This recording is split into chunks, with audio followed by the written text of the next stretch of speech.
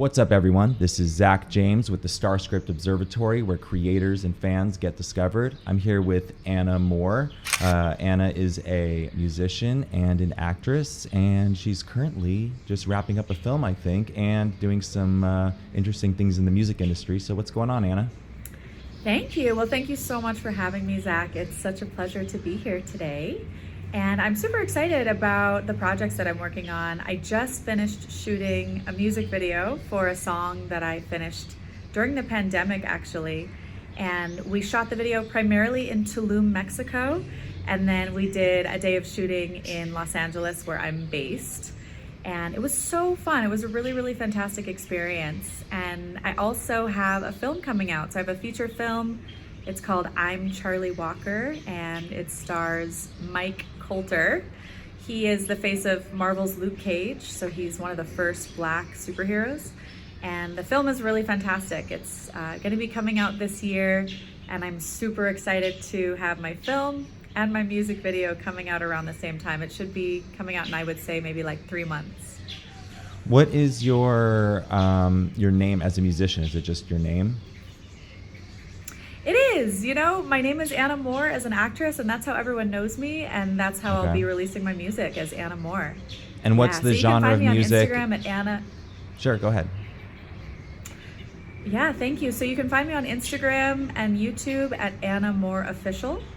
And it's really neat. The genre of this song is kind of like R&B hip hop. This is actually my first song that I've written and recorded and had mixed and mastered. And a good friend of mine named Shrikala did the beat. So he produces the song, I wrote the lyrics and sing, and then he has a flow at the end of the song, and he also did the beat. And he was really inspired to do kind of like a groovy 70s feel. And the song, he compared it to Janet Jackson, which I was so flattered, because I love Janet Jackson and she is super talented and incredibly beautiful and an amazing songwriter. So he compared the genre a little bit to Janet Jackson, but I would say if I had to pick a genre, I would say hip hop R&B. And what's the song about? Like, what's being portrayed through the video? Yeah, thank you so much. So the song is called Soul, and to me, it is about females rising up above the male patriarchy, frankly, and kind of banding together and being strong and powerful and professional and able to use our strength and skills as women, the compassion that we have and the love that we innately feel in our heart through the professional world in order to be respected and ultimately gain our sovereignty and freedom as women. Mm-hmm. Where did you shoot the video at in Tulum? Is it like inside different places? Is it out at the beach? Is it like what's the story that's being told? Thank you so much. So it's really interesting because I wanted to shoot the video in Los Angeles, and the song finished up back in January. And in January and February, I was really trying hard to get the music video produced. So I was emailing and texting and calling and visiting all of my friends, all of the business owners that I know in Los Angeles, and then just a bunch of other beautiful locations in LA. And because of the pandemic, every single person that I spoke to, even if they were my friend or a contact, said that I couldn't use their space because it just wouldn't be safe and it wouldn't be practical, and they just genuinely weren't allowed legally to release the use of their space. So it was really tough because I am a very positive person and I never ever experience doors slamming in my face, but I got door after door after door slamming in my face. No, you can't use my space, you can't use my space. So I was really devastated and shocked and surprised that I never have things like that happen. And it was kind of like a soul searching moment where I was kind of evaluating why am I not getting a yes in California to shoot my video. And then in March, on a whim, a friend of mine called me and said, hey, I'm in Tulum, I have an extra bedroom, please come stay with me. And I said, I will be there Monday. And I booked a 10-day trip just because I had never been there before, and I was so fascinated, and I have a lot of friends that love Tulum and I've heard a lot about it. And I went out there, and within like 3 or 4 days of going out to Tulum, I met all of these wonderful, loving, open business owners. So people that own nightclubs, bars, restaurants, hotels, and beach clubs, and they were very generous and said, please shoot at our space. It's yours. So I had a full green light to shoot at. We shot at like 4 or 5 different locations. So there was one beautiful cenote. I don't know if you know what a cenote is for people who have not been to Tulum, but a cenote is this like incredibly yeah, but explain it's it. Like explain an incredibly anyway. beautiful pool. Yeah, so it's like a pool that emerges from nowhere. Like you're in the middle of the jungle, and then there's this like tree-lined pool of water, and it's filled with like vines and all of these beautiful trees growing out of it. And they're really stunningly beautiful because you're in this really hot jungle, and then all of a sudden this gorgeous pool, it might be small, it might be huge, it might be, you know, gigantic, but there's all of these different beautiful cenotes or pools that emerge out of the jungle. So I got to shoot at this one beautiful cenote at my friend's beautiful restaurant, and there was like this beautiful rope swing over the cenote. And then I got to shoot at this incredibly cool nightclub that had this really neat mural on the back of this, like, of the bar, this beautiful wall that had like a blacklight mural. And so I had all this beautiful blacklight makeup on, and we got to shoot at this beautiful, it's so beautiful. You're gonna love the music video. I am so happy with how it turned out. We shot at my friend's beautiful apartment, and he had a painter paint the interior of this entire apartment so it looks like this, like almost like this melting Picasso painting. Like all the walls, all the cabinets, the refrigerator, the TV, the furniture is all painted with this like really surreal, almost like melty, like Salvador Dali kind of like feel. And there was like location after location. We did 6 setups. We shot at a beach club. But yeah, I worked with this incredible hair and makeup team based in Cancun, Mexico.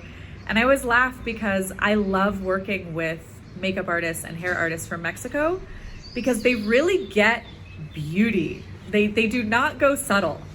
They go very over the top. But on someone like me, I'm kind of an extra person. And it was literally the best hair and makeup team I have ever worked with. They delighted me with like these incredibly beautiful looks and this really intricate, big, curly hair, which is very different from my extremely fine, straight hair. But it was a lot of fun. It was very glam, very over the top, very kind of like pop, glam style. And I think ultimately that is my genre of music, is like pop glam, because I'm a pretty glam person, if I do say so myself.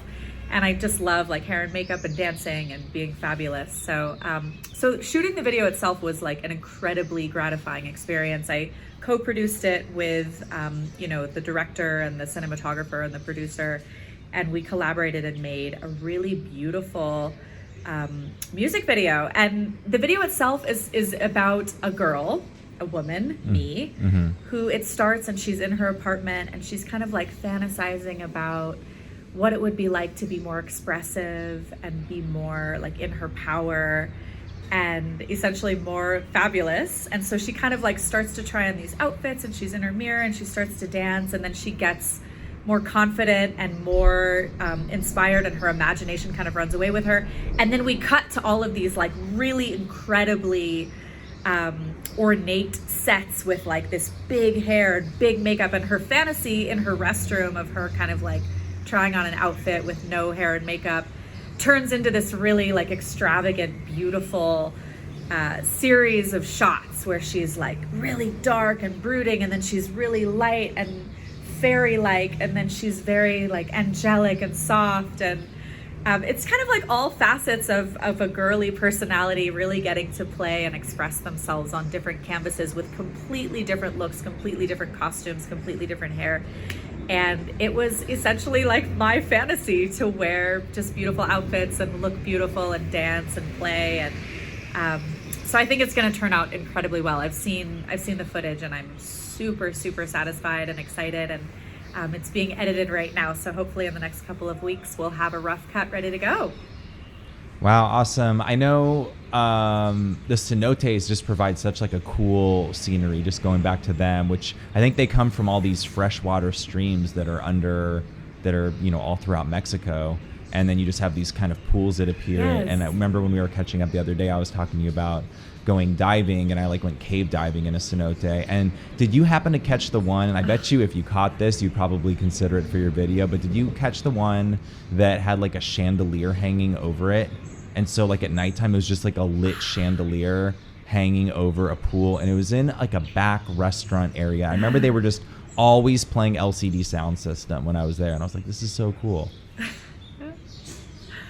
Nice. That sounds amazing. No, I have not been to that one. There's so much in Tulum that I have not had a chance to explore. I actually relocated myself to Tulum semi-permanently. Once I got the green light to shoot the music video and I connected with this really talented, film production crew to do the video, I realized that there is so much opportunity in Mexico right now and so much art happening and so many different, music and film projects that I decided to relocate to Tulum.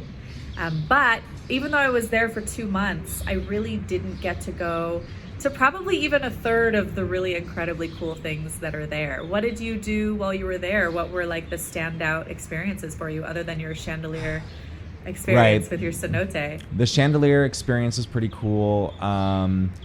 And then just because it was New Year's when I went, and like it was like during the crypto boom of 2017, there was a lot of crypto people there. And I remember there was one restaurant that was like a super healthy restaurant that had like a really awesome just like breakfast vibe. So going to that, of course, the sunsets, which we talked about the other day, the pastel sunsets that are there. And did you catch any of those sunsets? Or you were talking about sunrises. Did you catch any sunrises in the video at all?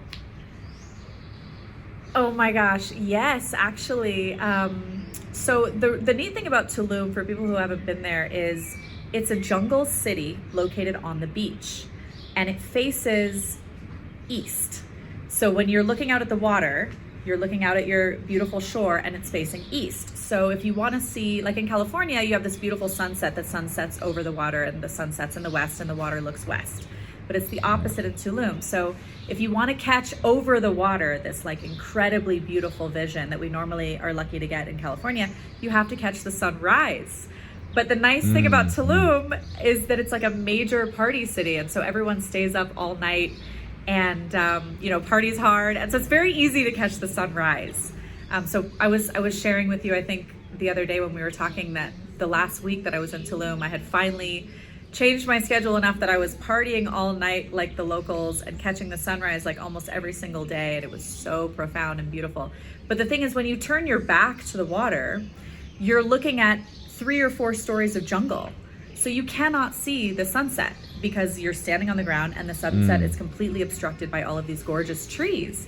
But I connected with many friends who have these 3 and 4 story hotels, and they would invite me over to catch the sunset, which you don't see. Like when you first move to Tulum, you never see the sunset.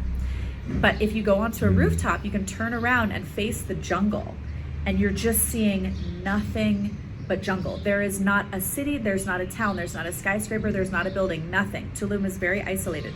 So you turn your back to the water and you look out and you see these incredible scapes of just jungle, literally as far as the eye can see in every single direction. And that's where you catch the sunset. But it's very special because you can only get it if you're on like a rooftop. So rarely do you get to see that. I don't know that I got any sunrises in the music video, but we did shoot this incredibly beautiful scene. It was like out on this rock, this huge rock, like basically a mini mountain, a mini hill that was out in the middle of the water. I had to, like, in my beautiful little outfit, I'm wearing like white feathers and a tiny little white leather mini skirt, and my hair is like flying everywhere, and I have like all this makeup on, and I had to like crawl up this rock and sort of leap across and get onto this big beautiful ocean rock. And we shot like kind of during the sunset there, and my friend that helped me shoot this has this drone camera, so he did all of these beautiful like long drone shots coming in from the ocean and getting closer and closer and closer and catching me standing on this really beautiful rock and this beautiful outfit with my hair flying. So that was a sunset that I think we did catch, but no sunrises in the video. Okay. And then from like a business standpoint, are you just an independent artist that is, planning to release your content, once this video is done, and if so, like what platforms are you using right now, and like what's your sort of your strategy to get your content to as many people as are interested and experiencing it? Absolutely. Well, thank you so much for asking. So this is actually my first song that I've ever written, recorded, and produced. I think I shared that. And so I worked closely with a good friend of mine who's a producer. His name is Shrikala.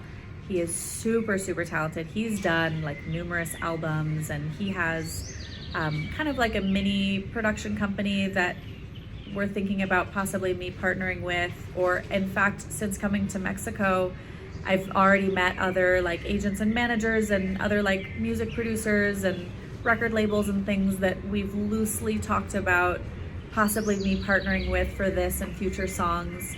At this time, I am 100% independent, and I actually really appreciate that. I think I am so fortunate that I'm of an age where now as a creator, I can be independent. And of course, it's always important to collaborate with people and have other people like putting fuel under your engine. But for now, my plan immediately is going to be just to self-produce and self-publish. And of course, I'll be on like iTunes and Spotify and YouTube. And I have a website, and I'm on Instagram, and I'm pretty active on social media. So at this point, I'm kind of debating. I don't know. Like, I haven't even finished the music video yet. And also my intention is to get 3 remixes of this song finished and produced before I drop the video, so that when the video drops, not only is the song dropping, but then I have 3 remixes. So there's a lot going on, and I think ultimately it's probably like a 50-50 chance. I will 50% likely self-publish and self-produce, and then 50% possibly partner with some other artists that are on other record labels and kind of get on the bandwagon with them and see where that can take me. But that's a conversation that I'm actively having with myself and all of my business contacts as we speak. And it's a super important and great question. I was saying that as an artist or a musician who's creating a song, the song is like a product, right? And yes. And that's what you're focused on. And a lot of people, whether it be creating anything, initially people are focused on their product or their service. But however, there's all these other kind of things that need to be in play. There needs to be marketing, there's contracts, right? There's the financial management, there's PR, which I guess is part of marketing also. There's a lot of different pieces that kind of need to work together in order for it to get discovered and to reach the ears of as many people as possible. So that's kind of like the big challenge, I think. When going independent, you get the freedom, right? You also have like as much of your rights to your music and stuff as you could possibly have, but you're also facing this challenge of entrepreneurship. And so I guess my question to you is, which I sort of ask everybody that's on the show, since we are, creating this production and entertainment ecosystem, StarScript Legends, is that if you could imagine an app that could help you as an independent creator, what feature or features do you think you're like, wow, I'd really love to have an app where this is here, and this is here? What do you think that would be? Yeah, absolutely. It's such a great question and such a necessary world, that we need to discover more about, because now is the time of creators. And I think, I was chatting with you about your platform, and I think you make a great case for having one platform that allows you to connect with your audience before your project is complete, and use the same platform after your project is complete, right? Because you've made all of these connections, and there's all of this expectation about the product then being created after the people invest in it with you, and to then have the gratification of that same platform supplying the content and being a place where people can give feedback or share. That I think is everything. And I also, I don't know if this is a plan for your platform, but I just love the live feature. Like, I love like Instagram Live or YouTube Live. I think these are so helpful because people can ask questions in real time and they're literally engaging you. They're literally sitting down and like having dinner with you or having a date with you or having tea with you, you know, and that is what people want. And I love that ability to connect with people in a live way and see their questions and answer and have people say hi and you're saying hi back. Like that is amazing to be able to sit down and do that with someone that you admire, or that you respect, or that you love. I think that is just so powerful. So I would love to see, you know, in any platform, that ability to create a live experience with people, to promote the live experience and to plan it, and then to actually host it, and then to be able to rewatch it all on the same platform and be able to do that again and again and again, and like log those times as the build up to the release of your project, or to really be able to rap with people about what is your project. Like, hey, I'm having a live this Wednesday. I want to tell you about this cool new movie that I'm producing, and it's so great, and I'm super passionate about the script, and we need, you know, 10K to get started with the film. That I think is probably going to be the most fun for the creators and for the audience. Yeah, and I'm with you on that. And especially like me coming from the world of like, I'm, you know, working on this sci-fi fantasy novel series, and definitely I want it to evolve into other mediums. But the challenge with, you know, working on a lot of this creative stuff is that, you know, you want it to be perfect, and you also are just spending a lot of time privately working on it, and nobody gets to see that. Yes. But people want to see that. People Yes. feel, you know, anytime you connect with some type of, you know, something that's created, some piece of art, you know, there's a lot, you know, I would say most people feel that they, you know, want like a deeper connection with the person. They want to know more about the person Yes. who did this, like what they were like. And then also, you know, what the creation process is like, because a lot of people are inspired by other people's art, or they just, you know, are just kind of like more curious in like how this, you know, this came to be, like what behind the scenes. And so that's why I think all that stuff, you know, is you know, quite popular. And so when you start bringing live streaming out, and also the ability to be able to like kind of like announce your project, of course, you know, there's got to be some type of balance. You probably want to keep some things private, you know, some, you know, protection so people don't take your idea or whatever, but still at the same time, at that beginning stage, like, hey, I have an idea. I think that, you know, this is going to be really great, and I think that there could be a great demand for this. Maybe I could get this out, and if people were able to see this who had these certain interests and consider it, maybe they would, you know, provide that funding, right? That 10K or 100K or $1 million or whatever it may be, funding to, you know, make this happen. So I really like that because you're putting everything in one place, but I think you're marrying production and entertainment into a single location, and I think there's a lot that could come from that. And I think the challenge with a lot of things out there, it's like, I got this, I got that, I got this platform for this, and it's just like you got to learn all these things, you got to manage all these different profiles, you have to communicate, like, you know, and create videos in different dimensions sometimes to be on different platforms, and there's all these different rules and restrictions. So I like the idea of ecosystem and production entertainment, and but did want to kind of shift subjects over to the movie that you just wrapped up, and kind of learn more about that, of course, with what you're able to tell us right now.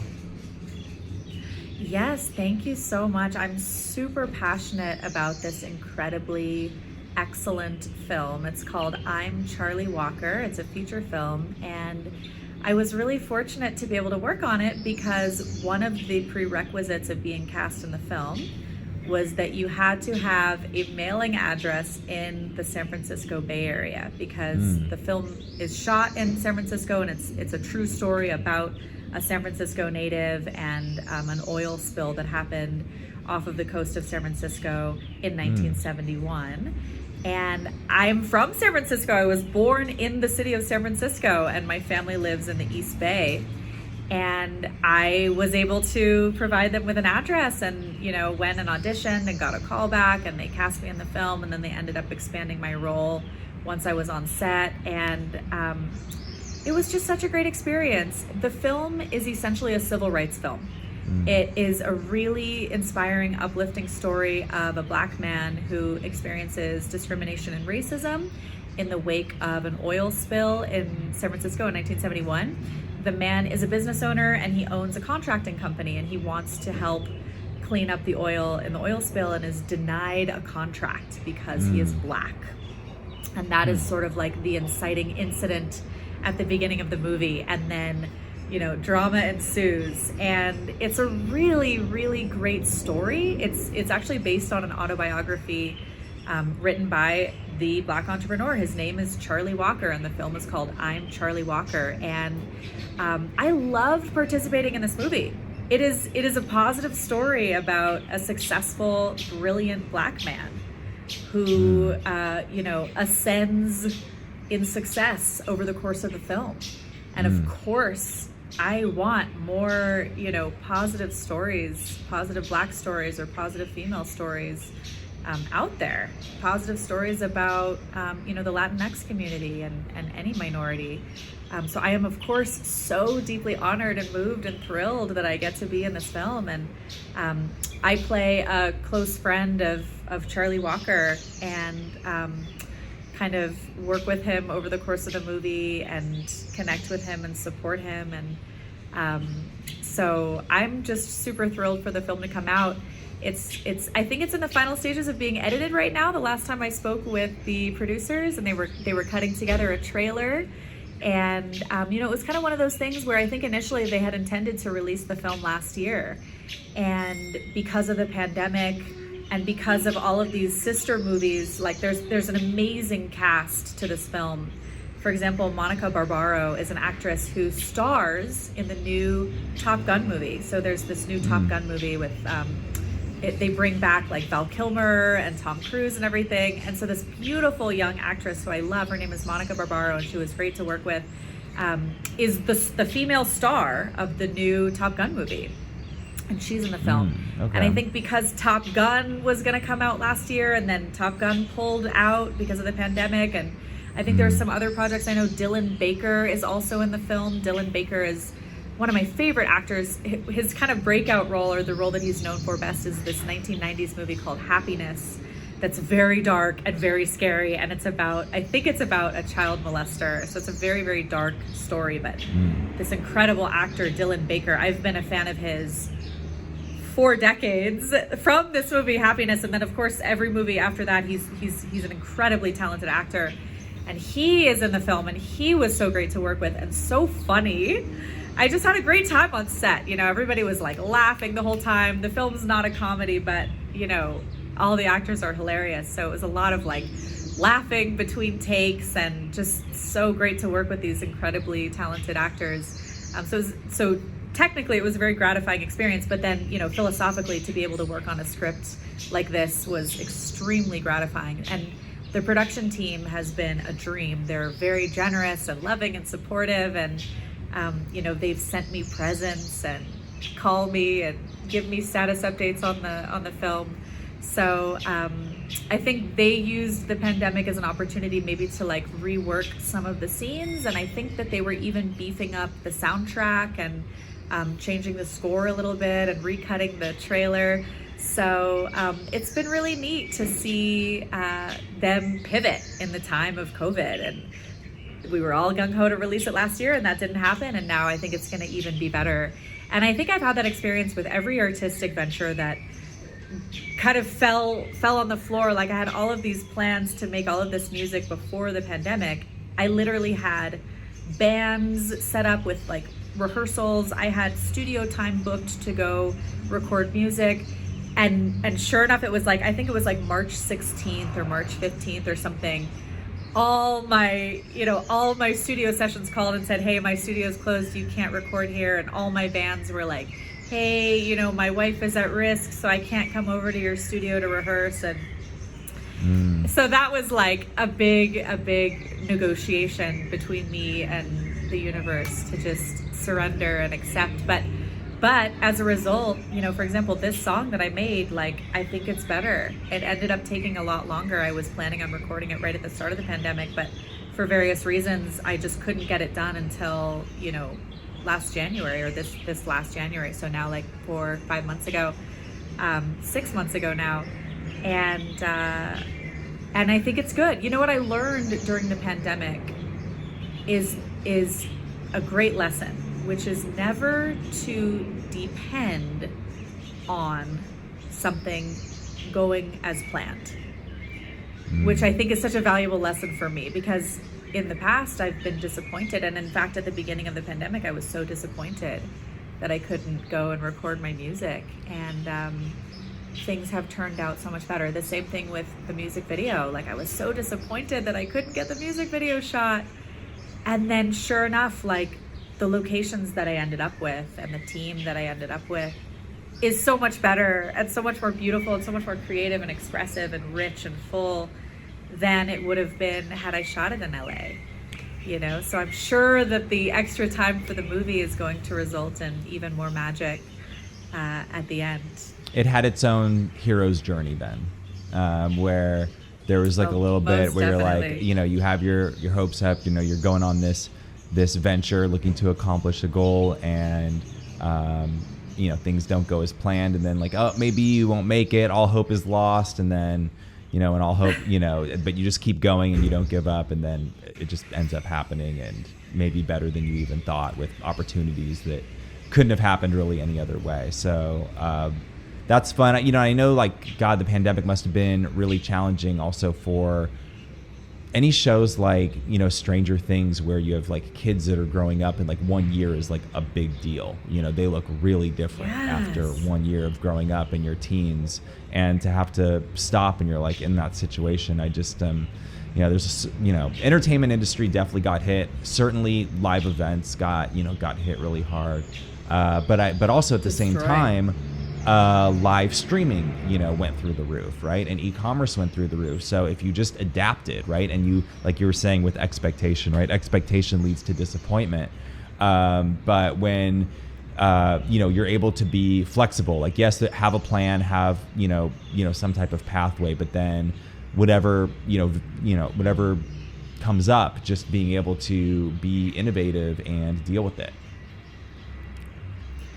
100%. And it's such an important lesson. And I feel that our community, you know, the community of conscious creators, has really benefited. I have not spoken with one person who hasn't found that incredibly valuable silver lining to this pandemic. You know, it literally has, I believe, in a lot of ways, saved planet Earth. I know that there's definitely this feeling of limitation and lack and kind of oppression that some people feel, and I think that's really valid and real, and I think it's important to evaluate our sovereignty as citizens. And at the same time, if this experience is thrust upon us, you know, why was it thrust upon us? And how can we benefit from it? And I know we all have. I know you have. You're starting all these new ventures as well.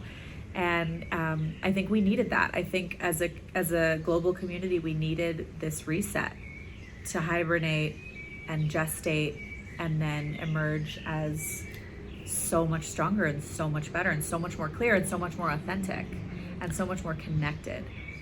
It was kind of like a fast, you know, is the way I described it. It was like a global fast. It was something that everybody could relate to, because everybody was going through it. Just in the last few minutes here, do you have anything else that you want to tell our audience about what you've got coming up in the future, or anything that you want to communicate about yourself?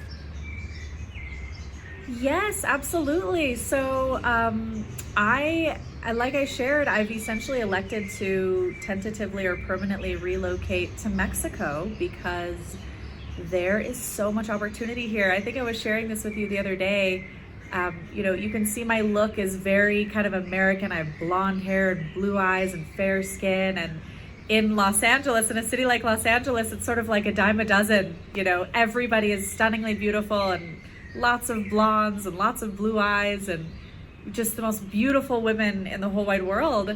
However, in Mexico, my look is extremely exotic. People constantly describe me as exotic. And when I walk into a room, everyone's like, because blonde hair and blue eyes is just extremely uncommon here. And I've had so many I've met a lot of like film producers and directors and other actors, and everybody wants to give me a role. So I've already shot, a bunch of projects, and I literally this morning, my dear friend with whom I'm staying, we shot a little short film together. She's an actress and a producer, an extremely successful director, and an art director, and so it's been really neat because I've just been jumping in where I can with small roles here and there, and it's sort of building, and I'm working on all of these scripts now, and I'm kind of in my power as a producer as well as an actress and a writer, and I just love that. So I'm sure in the next 6 to 12 to 18 months, all of you can expect from me, more Mexican produced films, short films and feature films, and I'm super excited. And in fact, I don't know if you've noticed, but on my Instagram feed, all of you who want to check that out will see that I now write my posts in English and then I immediately translate it into Spanish because I have so many more followers and friends and contacts and business partners now here in Mexico, and I'm really setting the intention to learn Spanish, and I can speak poquito español at this point. But yes, I mean, it is my goal to become fully fluent in Spanish in the next 3 months or so, and really be able to be part of the film and production scene here in Mexico City, which is extremely vibrant. And I know Netflix just relocated one of their offices here, and it's a thriving artistic community, both in music and in film here in Mexico City, and then also just all over, Monterrey and Juarez and Durango and Tulum and Cancun. There's so much opportunity here, and that's what's next for me, and I'm super excited to share all of those projects when they come out. Awesome. You want to go ahead and list all those places where people can get in contact with you and kind of keep up to date on what you're doing? Absolutely, yes. So my handle in general is Anna Moore Official. You can find me at annamooreofficial.com. You can find me at youtube.com/AnnaMooreOfficial, Facebook.com/AnnaMooreOfficial, Instagram, my handle is Anna Moore Official. So if you're looking for me, please, find me there, and I would love to connect with you, and feel free to, reach out, and I look forward to us staying in touch on those platforms. Awesome. Well, Anna, thanks for coming on the show, and I think we should do this again. Hopefully we're gonna get some awesome updates, I guess, and we'll do it like a year from now, and we'll get to see the song having been released and the movie having been released, and then whatever new things that you're working on in Mexico. Most definitely. Well, thank you so much for having me, Zachary. What a pleasure. You're such a generous soul, and I'm super excited about your platform, and I'm so honored that you would have me on your show today. And I look forward to being on your show again next year. And in the meantime, I'm wishing you all of the success in the world on your beautiful new projects. And thank you so much for including me, and thank you for having me today. Awesome. Thanks for coming on. All right. Well, everybody, thanks for watching, and we will catch you on the next episode of the StarScript Observatory. Stay tuned.